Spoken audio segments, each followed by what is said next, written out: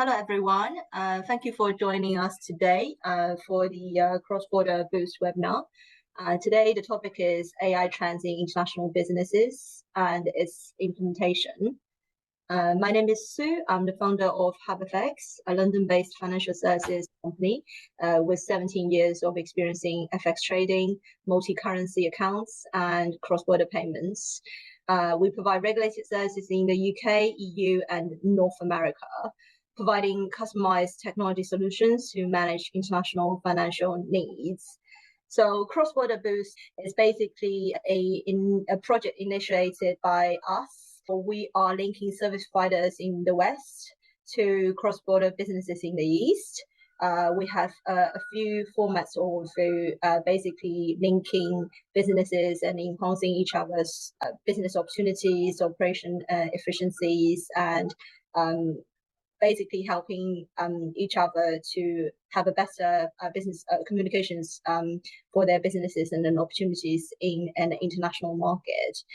We have a WhatsApp community chat as well as a blog where you can find plenty of content and opportunities for your business.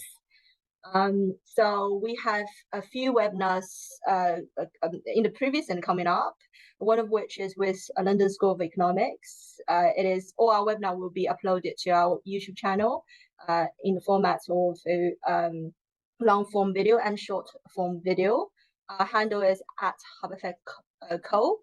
And with London School of Economics, we are going to do more webinars as well. The next one they're doing is how is AI changing our language? You just need to search CIBL on Eventbrite and you will find it.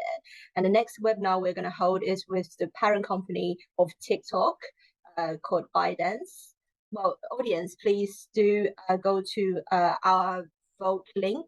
Actually, can you send it on the chat, please, to vote what topics that you're interested in, and then we will summarize from it and host our next webinar. So without further ado, let me introduce our panelists today. So we have Jenny from newsroom.ai, Carl from Fixed Labs, and Vita from Star Creative, and Rob. A special thank you to you because you are based in the Americas, and so it's early morning for you. So Rob from City Brain, and shall we let Jenny to introduce herself first of all? Please introduce yourself and please tell us your connection and especially your connection between your business with AI. Yeah. So hello, everyone. My name is Jenny. I think it is fair to say that my business without AI pretty much wouldn't exist. So I have a background in technology. I was in Salesforce and Google before starting the newsroom. On the business side of things and on solution engineering. And then almost 4 years ago, I decided to co-found the newsroom, which is our startup. And the objective was to use AI to bring diversity of perspectives to the news and to basically give initially readers and then news organizations the power of AI to identify information and to find different angles and perspectives about it. We started from a completely different value proposition from where we are today, which I think is pretty common in the startup world. And now we are working with news organizations across Europe to help them in terms of bringing AI into their operations. And so looking at everything from gathering and analyzing information to validating the trustworthiness of it.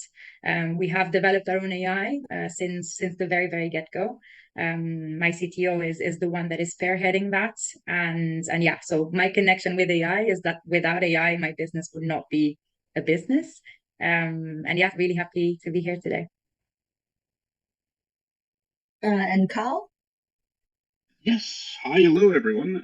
My name is Carl, and as the slide says, I run an AI consultancy company called Phoenix Labs. We specialize in AI agents and AI agent ecosystems, primarily for intelligent automation and building out what we call an intelligent automation fabric between applications in an application estate. I myself have a background from big tech, so I've worked with data and AI in Microsoft and Oracle for the past 7 years of my career. But AI has really been a passion of mine for well over a decade. I think I read the book The Singularity is Near by Ray Kurzweil back when I was in business school. And I think that's something like 13 years ago. And that just changed my life. So, when ChatGPT was released and this became at the front of I guess, the public's mind, it seemed like a natural step for me to start contributing to positive effects with AI. And that's very much the goal of Phoenix Labs. Perfect. And Vita. Hello. Hello. Do you hear me? Everything's good. My name is Vita, and I have more than 10 years experience in marketing and PR. I work with large Ukrainian companies because I'm original from Ukraine. I had a marketing agency in Ukraine for past 7 years, and I work with largest IT companies like Oracle and IBM. Elko, Asus, Lenovo, Seagate. In UK market, I already work with Westcon Comstor and cybersecurity vendors like Palo Alto, F5. And now I grow in my marketing agency, and this our specialization is AI. So we create innovation campaign for our clients and use AI a lot in marketing campaigns. Fantastic. And last but not least, Rob. Hi guys, my name is Roberto, and I'm a biomedical engineer. So my academic background is very diverse. I also went for energy engineering, for which I also have experience in the energy industry as well as the healthcare industry. And I've worked on applying AI for several use cases. So one of the most interesting use cases that comes up to mind is collaborating with researchers during the COVID pandemic in building an AI tool that would enhance the accuracy of lateral physics.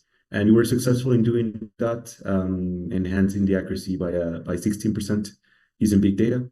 Then as well, have experience collaborating with large companies, specifically in the medical devices such as Siemens Healthineers and their applications with AI, as well as just with collaborating with companies developing products, such as when Google was developing the integration of AI with their API in the console.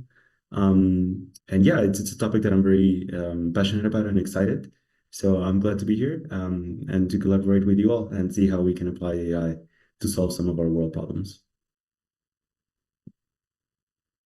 Fabulous. We have probably the most, well, I don't really prefer diverse, the word, but we definitely cover a lot of markets, put in that way. So obviously our first topic, as per our agenda, is AI trends. Sorry, let me turn off the spotlights here. Just bear with me, guys.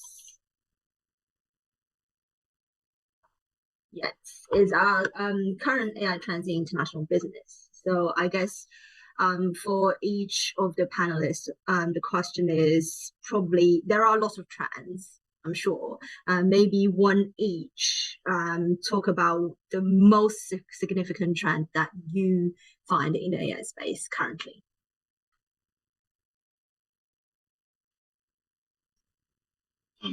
Yeah, I mean, from my perspective, I would say that sort of AI agents is probably the next big thing, and not to sort of tout my own horn on this, but the sort of potential, I guess, in AI agents is at the moment very untapped.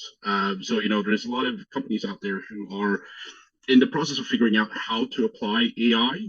And that's sort of the stage that we're at. But the next step after that would be to use all of these different models and put them into an agent framework that would allow them to orchestrate workloads between each other. And I think that's, once we start seeing that, that will be a huge shift, because that will allow you to automate a whole bunch of processes, like say contracts, right? So say that you, in the context of say, a cross-border transaction, have two sets of contracts in two separate languages, and you want to execute that, well, then you can have agents that essentially creates the contracts and executes on the subsequent transactions, and this is all automated, right? So I think that's also in the macro trend, right? We are currently at sort of artificial narrow intelligence. The next big milestone in the macro is artificial general intelligence.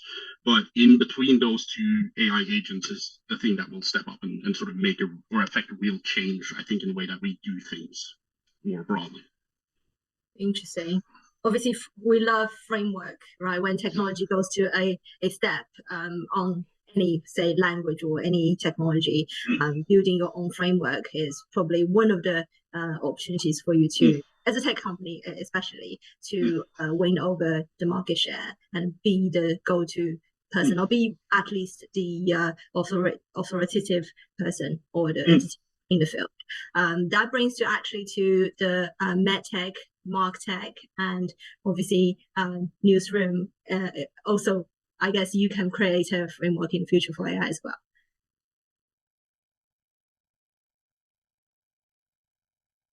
So I guess I can go next.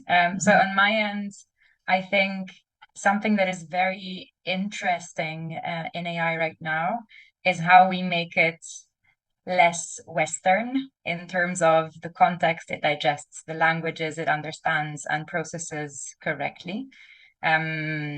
This is something that is very highly relevant for the news industry. So as I was telling you, we work on bringing diverse perspectives, and in order for you to bring those perspectives, if I think of the local context, I need to be able to understand that language and that context in order to surface it. So I think AI can be a massive source of good in the sense that it can really level up the playing field when it comes to the single-mindedness very much with which we tend to interact with the world sometimes. But we need to make very big leaps in order to make it much more inclusive. And this applies to language, which is something that quite a few companies are already tackling, but also to context when it comes to cultural norms and cultural understanding of the same word meaning something completely different into different cultures. That, I think, is something that I'm seeing more and more attention going towards. There is a whole trend around decolonizing AI and making it much more inclusive. It is something that we as a company are working towards as well. But of course, as a startup, you always tend to start from where the data is most available. That is English, from the culture that you know best. I'm Italian, the startup is based in Portugal. That is the context you start from. But this broadening of the net, I think, is one of the next, I think and hope, is one of the next very big things in AI. And Rob, you're going to say? Yeah, so it's interesting for sure. The biggest trend right now is using LLMs, so large language models such as ChatGPT, as has been discussed. It's been great to be honest, just because it's allowing a lot of people to be able to use these tools that have already been in the market for some time, but they were not as easily accessible for people. So we're definitely in the step of democratizing it. I would say in the medtech world, things are a little bit different though, just because companies are always worried, and within reason, about policy, and it will take some time for AI models to actually get and meet this criteria. Nevertheless, it is being used by people in the sense that it is almost as an AI agent, but not just the agent independent. It would definitely need the human behind the wheel, in the sense that where it's coming, it's that specialized models, such as, say, for example, large language models are good in giving you a general understanding of a certain problem. Once you really understand that problem, the next step would be to look at a more specialized model, especially if you're looking at developing a new drug. Then you would start using bio-based tools in which you can actually leverage big data and start working towards the protein-based models. And leveraging all these applications in which you're not just having the power of one, but using multiple of them, I think that's what's really going to start creating the shift. Companies are definitely applying it for products, say, for example, in the radiology space, which is, you could say, the low-hanging fruit of medtech, because it's using images, and you have the image, so it's the probability of having a bad result is less. That's definitely being applied in certain products in different senses. One, the most you could say obvious one is having an algorithm increase the speed and accuracy of a diagnosis. You would do this by using a lot of data and then teaching the algorithm what actually makes a test wrong or bad, or what to look for a certain disease. Then the next thing that's already happening, which is, in my opinion, even more exciting, is using that to allow products to be even more applicable for more places, and make them more robust while using technology. What do I mean by that? So say, for example, if you have the capability of using AI to enhance the accuracy of tests, that means that the raw information that you need is less. So that would allow you to have an MRI scan, magnetic resonance imaging scan, that doesn't need the same power of magnetism. So that means a smaller magnet.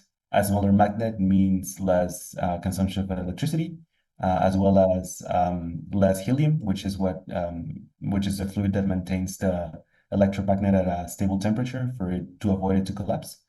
And what that means is also that it weighs less, it's less pricey, and the most important thing for applying it to low to middle income countries is that you can have a product that is power resilient. So that means that you can actually have an MRI that you can actually shut off.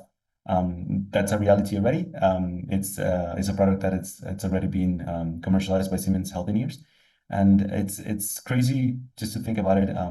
10 to 20 years ago, to have the ability of having an MRI that is as good as the other ones that have bigger magnets with a smaller magnet, but that you can actually shut off and install in places that you wouldn't be able to install before. So I think that's definitely a trend that will be changing everything, and how small iterations, when adding on top of each other, will definitely have an impact on industries. Yeah, very interesting. Yeah, and hopefully those specialized model will become a framework where people can just use 2 lines of code, say, apply this, and then make it into a bigger production. Well, thanks for answering this question together with your experience, guys. And the next, obviously, because the topic is around international business, I want to ask you, in your basically all day-to-day, really, for everyone here, what sort of challenges that you face, and what are the solutions, or if you find any solutions, especially when it comes to, like, for example, I guess in Jenny's case, you mentioned that you understand not just the local language, but also other languages, and you understand their local cultures and things like that. What are the other challenges that you face? From my perspective, another challenge is the fact that, like, AI went very much mainstream and everybody's talking about AI, but the really heavy users of AI are just a very small fraction of the world. And there is a massive need for AI education, AI literacy, actually understanding what we're talking about, how I can use it, how I can use it best, and how it's relevant for me. Like, I think the AI community is, of course, driving a lot of very, very important change. And so bringing that innovation in, I think something that we can do much better at is making sure that we're bringing people with us. And so in order to drive that adoption, you need much more education, you need much less lingo, because very often we use words that are overly complicated for stuff that could be much more accessible than what it is right now. Because especially if you want to implement it across borders, but I think as you start tapping into more conservative industries or industries that are more concerned with the quality of the output, the quality of the data that goes in, etc., which is completely fair as an expectation to have of AI. You need people to understand what are the opportunities it offers, but also what are the limitations. Is my AI biased? How can I mitigate that? Am I treating very confidential information? What is the best? Should I use an open source model and deploy it locally? Should I use ChatGPT as it is? Should I look at privacy settings and so on? Like all of these micro steps, I think will be necessary in order to make sure that AI can actually drive the change that it promises to deliver, and that it is possible to deliver. Interesting. Yes, definitely. I would say I'm partial computer scientist, and then I also enjoying 0-1 more than complicated words, that's for sure. And I guess having communities, like say, especially AI communities, will help with the education as per you suggested. The good thing about AI, I guess currently, Carl obviously being one very active person in the AI world, is that it's totally, well, say almost country agnostic. And so do you see any other challenges in AI across borders? So I don't see any other challenges per se. I just want to really reiterate what Jenny is saying, because this is actually quite important. So in other branches of science, you usually have conventions to, you know, figure out how, or the terminology that you're going to use within that subfield. AI hasn't done this, right? So for the subfield of machine learning in artificial or in computer science, they haven't really had a convention to sort of figure out the lingo, right? What terms do you use for what? And as someone who's been in the space, right, just to take an example, if you go back and you look at the literature that's like from 10 years ago, they will use the term ASI, right, which in that particular part of the literature stands for artificial special intelligence, which is what we today refer to as artificial narrow intelligence. And then ASI has been moved up to artificial superintelligence, which is the thing that comes after artificial general intelligence, right? Just to give you an idea of all the different terms that are floating around out there. So definitely getting the lingo on track, I think, is a key thing that will also help sort of the future generations of people that will go in and study and become, you know, the next brains driving the AI revolution forward. That will also help them sort of navigate this space a little bit better. But Jenny also highlighted the fact that there is a limitation to, you know, the number of people out there that has experience with artificial intelligence systems more broadly. And obviously, generative AI as a subfield in deep learning is very new. So the people that has a long track record with that and a lot of experience, they're already working at sort of the frontier model labs like OpenAI and Anthropic, right?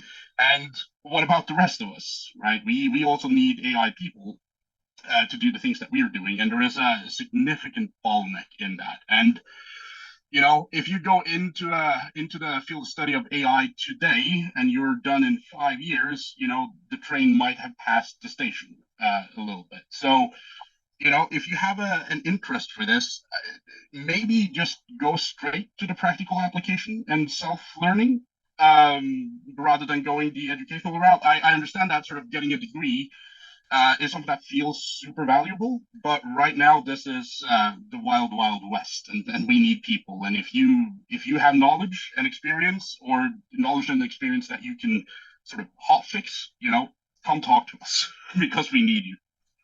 Mm-hmm. We actually see a very relevant question.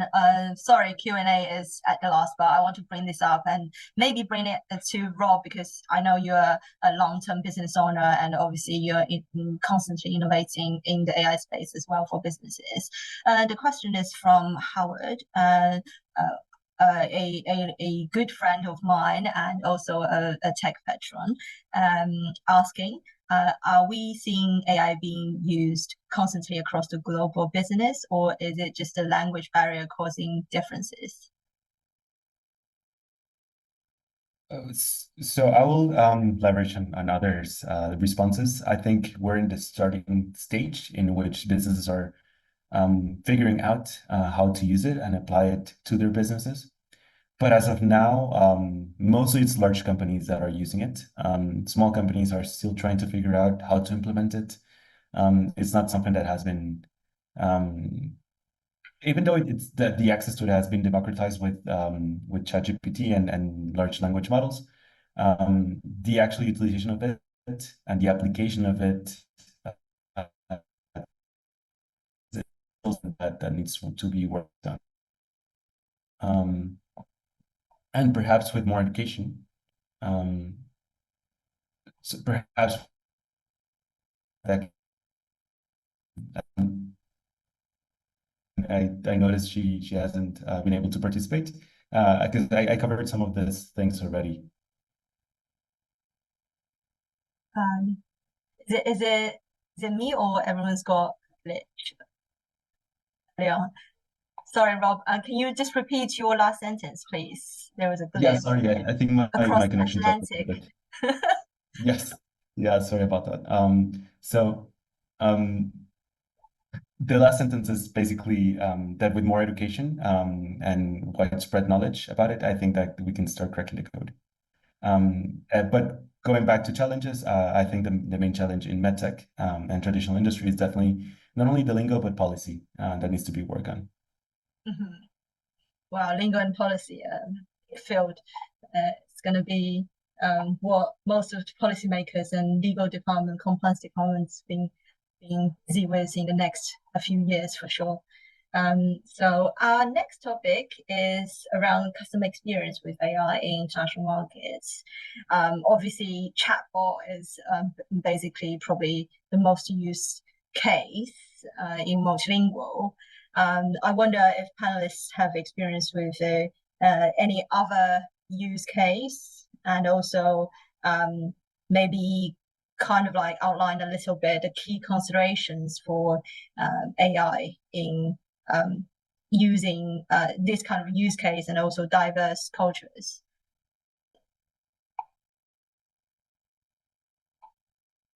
Maybe I can answer.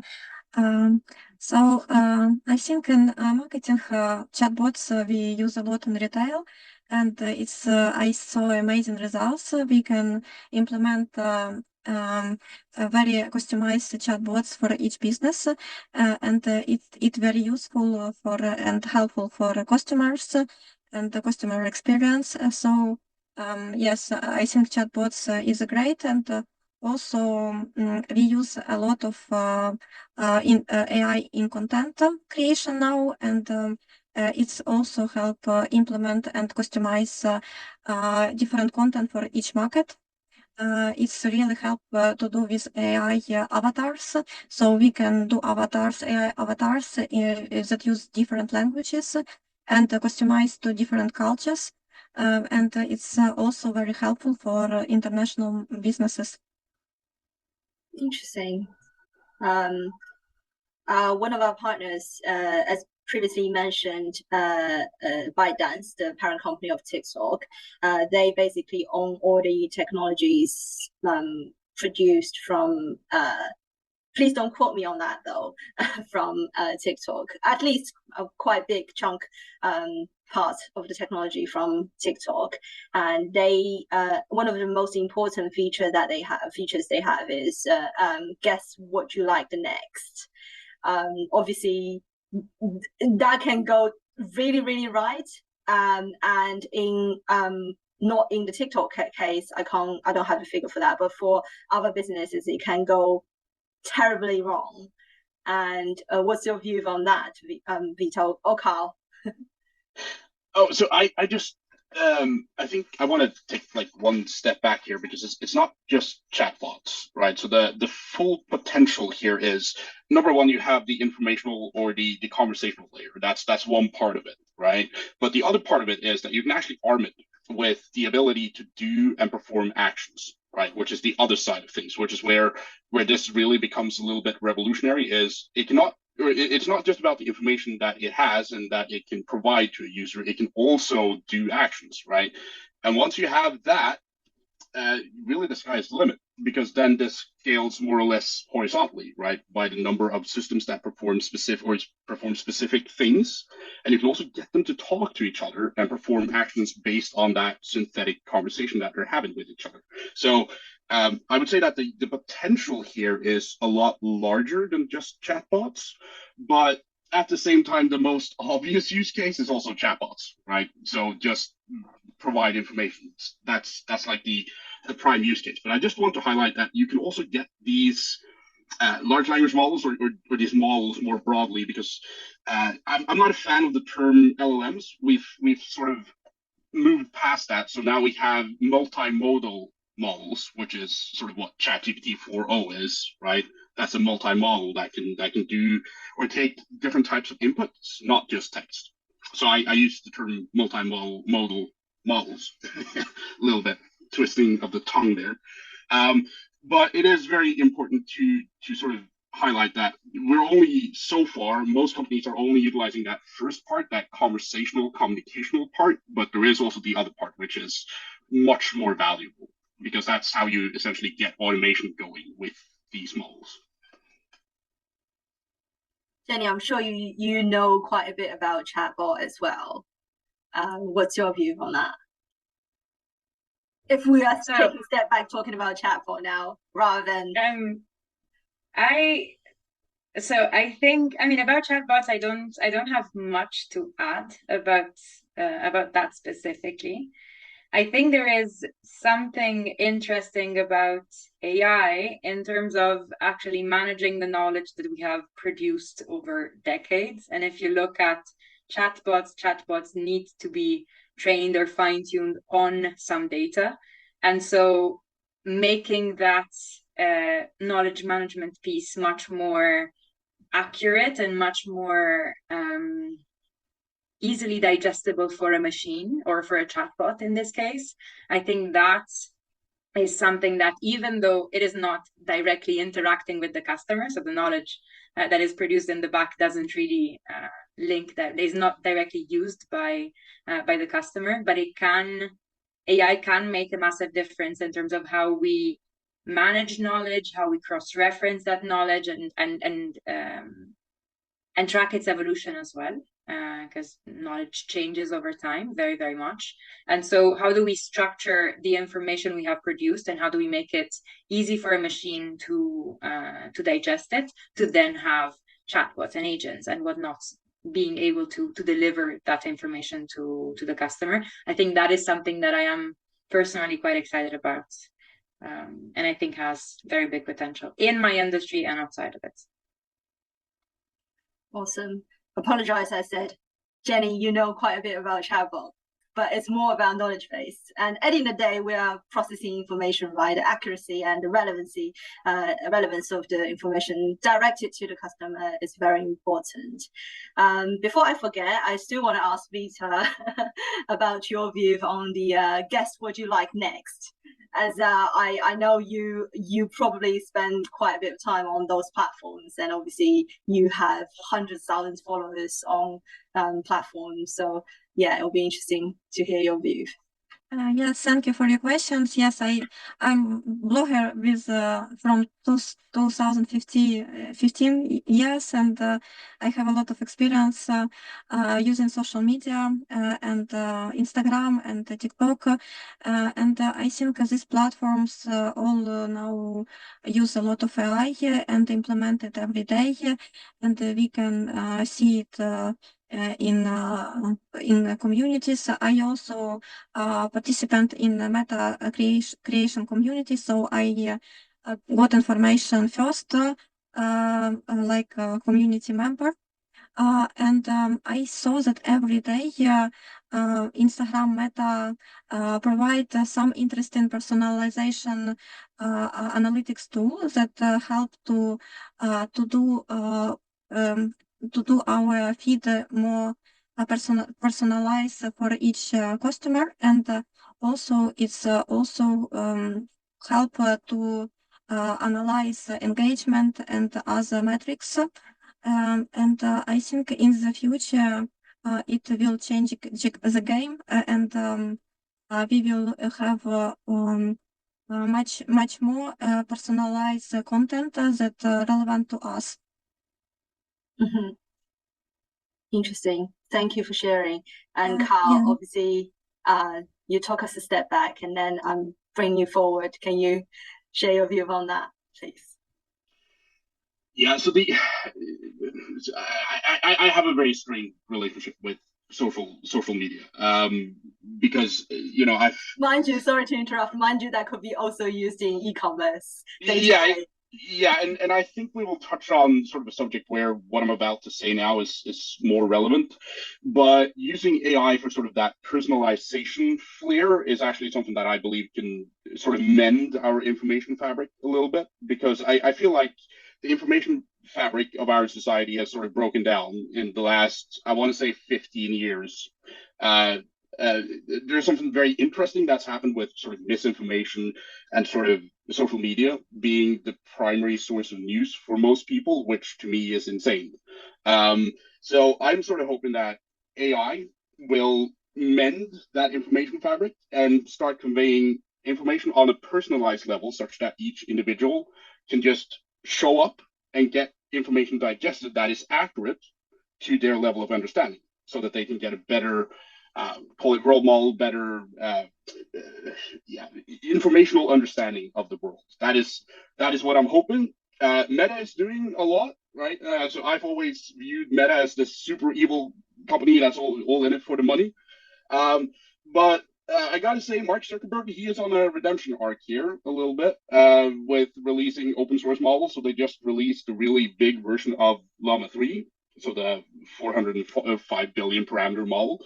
I haven't tested that myself, but they're making a huge play for the open source market, which I think is great. And open source more broadly is a very key part of this. I think if we're going to have transparency in AI, we can't really do this the open AI way, where sort of the key research and the key models and all the stuff that they're doing internally, that's behind lock and key, and then we get to see an update every 3 months with a new model, because it doesn't really give us an indication of where we are. And that's the key thing in AI development more broadly, is we do need to get, as a civilization, a better understanding of where we actually are. That is key for stuff like policy development. It's key for us as individuals for planning out our future. It's key for planning for future generations. So I just wanted to sort of add that as a personal view of mine. Yeah, definitely. I think all these big technology companies gathered so much data that is power, that is assets.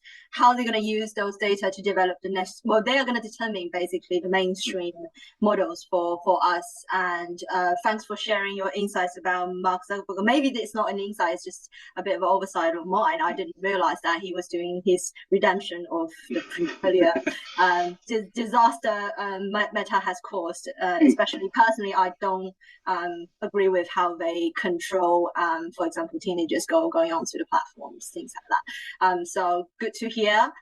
They are doing developments in the good for now, and hopefully all the companies, for us smaller companies as well, right? We develop AI with the awareness of obviously make it personalized, relevant, accurate, without destroying the world, basically.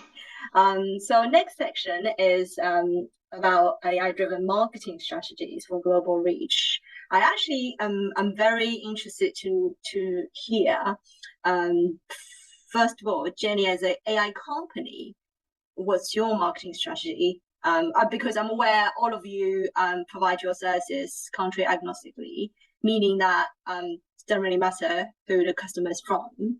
And obviously you have your own marketing strategy to drive your own company and help your clients to be aligned with your marketing strategy. I just want to hear your experience in terms of how you work on those strategies. So so let's take a step back. Like the newsroom is still a startup, so we don't have the massive marketing budgets that other companies have. So let's take that as a very big caveat for the rest of the conversation. I do use AI in defining my marketing strategy more from a brainstorming perspective and sort of putting in my ideas and asking it to challenge me on pretty much all of them. So sort of the play the devil's advocate. I have thought of this strategy, so I don't know, I'll go to these events and speak with these people and outreach to them in this way, and ask it to challenge me on it, to give guidance on how to improve it. This being said, I am far from being a marketing expert, but that's how I personally use it, as basically halfway between being an assistant, so doing a bit of the heavy lift on the more time consuming tasks, and being basically an advisor.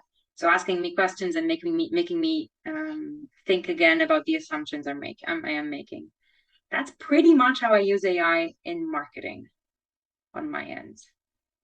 Yeah, I mean, AI definitely, from our company's perspective, definitely help us with our efficiency.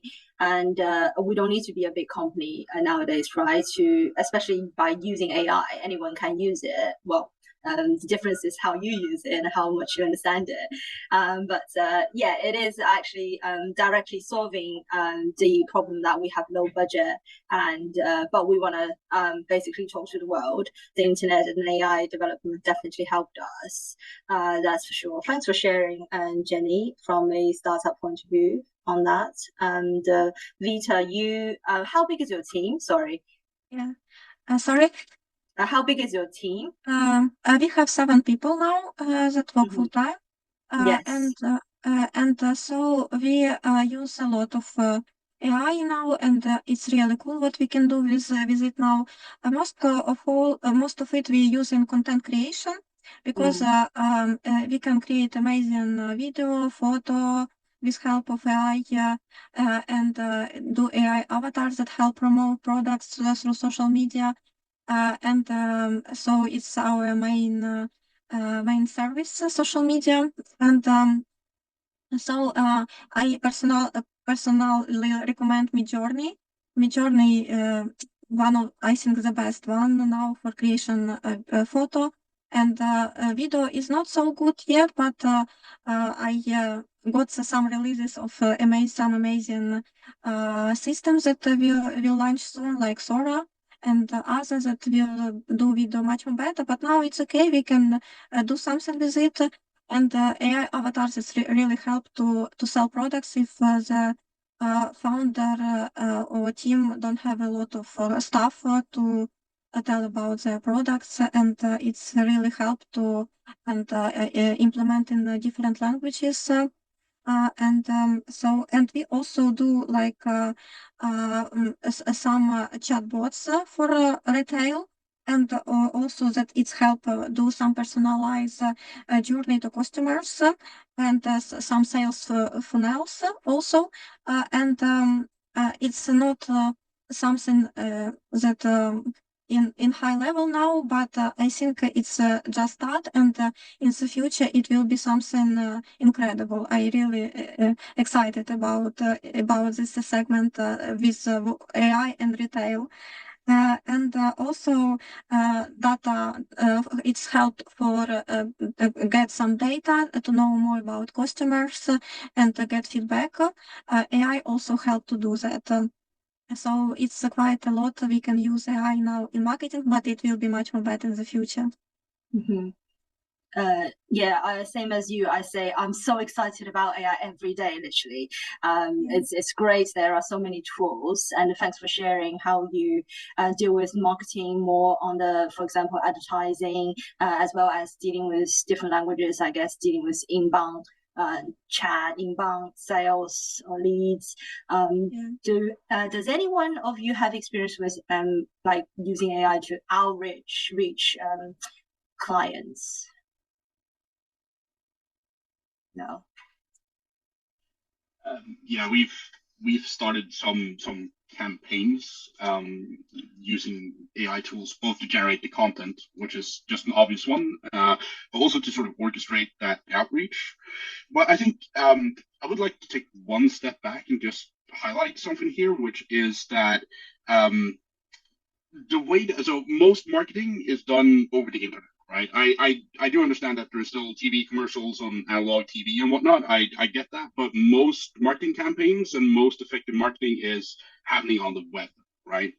And I just want to highlight that the way that we interact with the web is about to change. So you can see this reflected in sort of OpenAI releasing Search GPT, right? So that's a waitlist thing that you can go on now. If you want a tool that's all ready to go, you can go on Perplexity, right?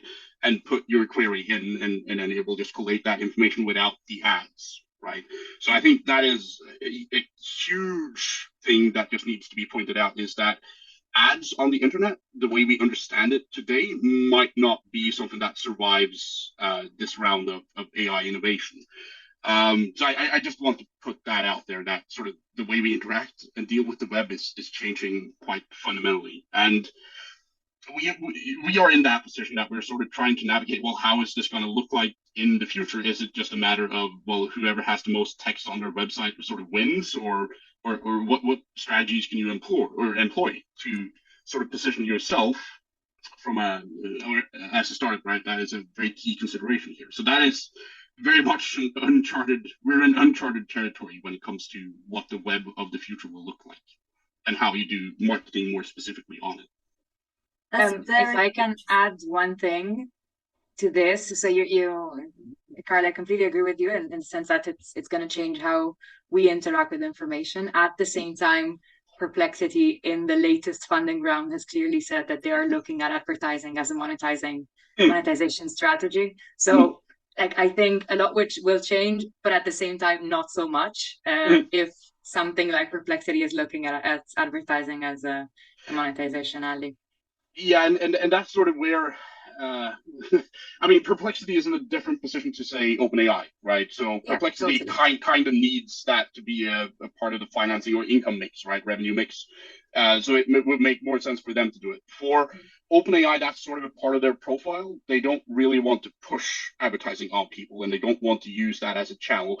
That may change in the future, but if OpenAI then subsequently wins that game, then sort of advertising, as we know it, at least, goes away a little bit. But that is not to say that they won't sort of come up with a solution that just maps products directly to you. So the stuff that is relevant to you is just directly being mapped. And whoever does that, they win the game, as far as I can tell, anyway.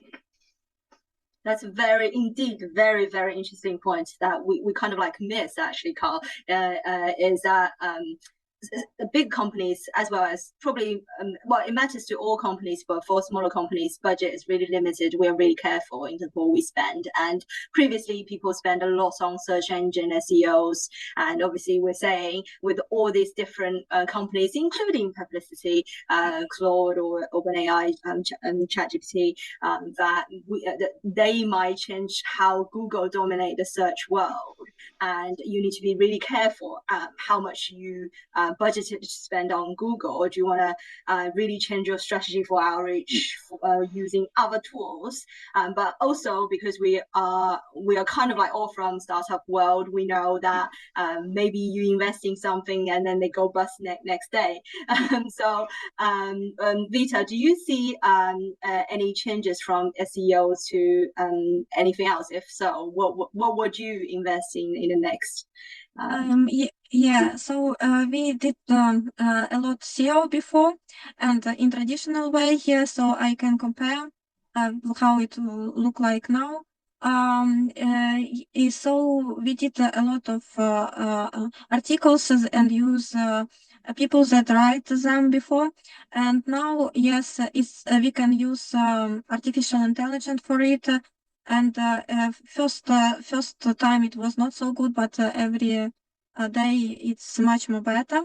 And I think in the near future we will not see SEO, because Google will also change the search engine system. They released it, and so they will do very personalized and relevant, give a very personalized and relevant content to users, and it will be very hard to work like SEO like before. So because Google and other search engine implement already a lot of AI in their systems. So SEO will definitely change in the near future. And we just wait how we will work with it. Thank you. That's definitely another topic we can talk about forever. So we only have, well, as I've already brought up the questions, it seems we don't have any other questions in the Q&A section. So I'm just gonna go to the next part, asking the panelists to maybe in a few words tell us your prediction of the future of AI, and or if you have any kind of like suggestion to businesses like us in our kind of like size to be noted in the future for AI.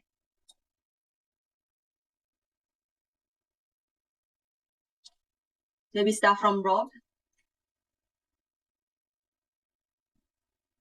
Hello. Yeah, so I would say, just to touch on some of the points that I wasn't able to share before, we haven't used much of AI for marketing aside of content creation, because as of now, we still think of it as, from the customer perspective, as something that still needs the human behind the wheel, especially when you're talking about things such as medtech or traditional businesses, because you could start saying things that might not be entirely what you meant.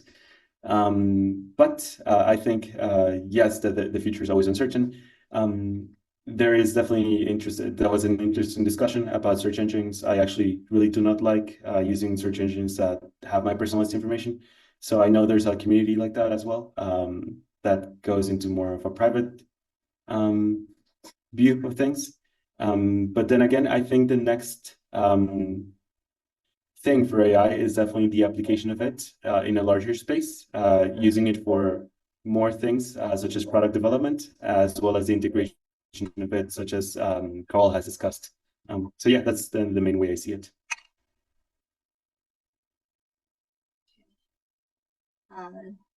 Who's next? Yeah, so I mean, predictions for the future is very, very difficult, right? Because like I spoke about earlier, we are sort of struggling to establish a point of reference. So where on this expected exponential growth curve are we, and will that exponential growth curve even happen? So from my perspective, I always find it very helpful to sort out the tangible stuff from the untangible stuff. And the untangible stuff is stuff like artificial general intelligence and artificial superintelligence, because we have no idea what that looks like or what that would do to the world, right? So I tend to leave that out of the conversation when I talk about the future, at least in a forum like this, because then everything becomes very, very sci-fi when you start talking about the intangible stuff, right? So stuff like Dyson spheres and the leaps and bounds in scientific progress. But I think from the things that we can see, there are some things that just is there as a potential, right? Whether or not we tap into that potential is very much something that is determined by us collectively and how we adopt this technology. But I think stuff like a personalized GPT, right? So just an assistant that can help you out with just navigating the digital world or doing stuff for you. I think that is something that we will see.